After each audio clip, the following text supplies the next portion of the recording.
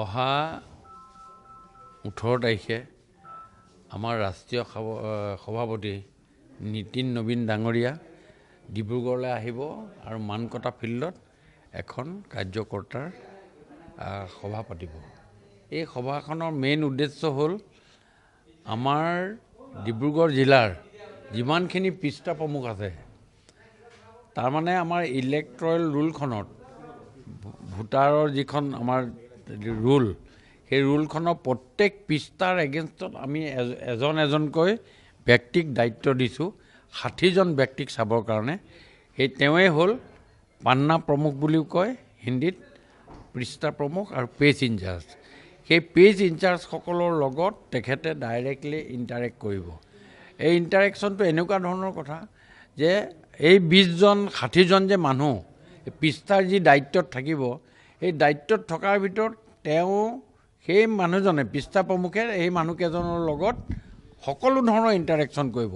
ক'ত 80 বছৰ ওপৰৰ বৃদ্ধ মানুহ আছে নেকি, তেওঁক ভোট দিবলৈ যাবলৈ লাগিব নেকি, তেওঁ কেনেকৈ যাব, তেওঁক ভোট নিবলৈ আহিব নেকি, কোনোবা বিকলাংগ মানুহ আছে নেকি, আৰু তাত কোন কোন মানুহ আছে, তাত কেনেকুৱা ধৰণৰ মানুহ আছে, বিজেপি পজিটিভ হয়নে নহয় ইত্যাদি গোটেইখিনি কথা সেই পান্না প্ৰমুখে দায়িত্ব ল'ব। একদম আমাৰ গ্ৰাছ ৰুট লেভেলৰ এটাইতকৈ নিম্ন স্তৰৰ যিজন কাৰ্যকৰ্তা সেই কাৰ্যকৰ্তাগৰাকীয়ে গোটেই কথাখিনি দেখভাল কৰিবৰ কাৰণে এই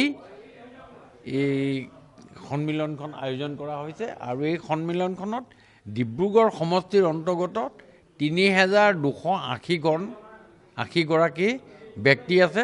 ঠিক তেনেকৈ গোটেই ডিব্ৰুগড় জিলাত প্ৰায় 18,000 আমাৰ কাৰ্যকৰ্তাক লৈ সেইদিনাখন আমাৰ এই সভাখন হ'ব।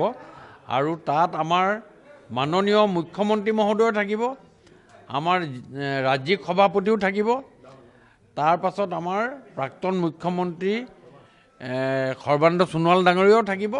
এখন গুৰুত্বপূৰ্ণ সভা হ'ব আমাৰ ইলেকশ্যনৰ আগতে। আৰু ইয়াত তেখেতসকলৰ লগত ইণ্টাৰেকশ্যন হ'ব যে অকল তেখেতে আমাক বাণী দিব, ভাষণ দিব তেনেকুৱা নহয়, ইণ্টাৰেকশ্যন হ'ব।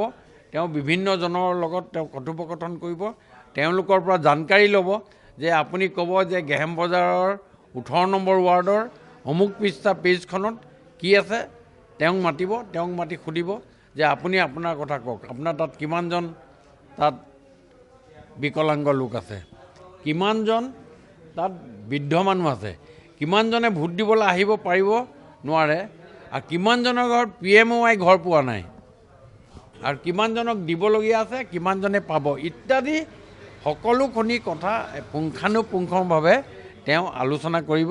কৰি আমাক তেওঁ শেষত আমাক উপদেশ এটা দিব আৰু আমি কি ধৰণে কাম কৰিব লাগিব। এইটোৱে হ'ল ভাৰতীয় জনতা পাৰ্টীৰ গ্ৰাছ ৰুট লেভেলত গৈ কাম কৰাৰ যি নিদৰ্শন, সেই নিদৰ্শনেৰে আমাৰ য়ং ভাৰতবৰ্ষৰ ভাৰতীয় জনতা পাৰ্টীৰ আটাইতকৈ যুৱ যিজন সভাপতি নীতিন নবীন ডাঙৰীয়া অহা 18 তাৰিখে আহি আমাৰ ইয়াত এখন গুৰুত্বপূৰ্ণ সভা হ'ব।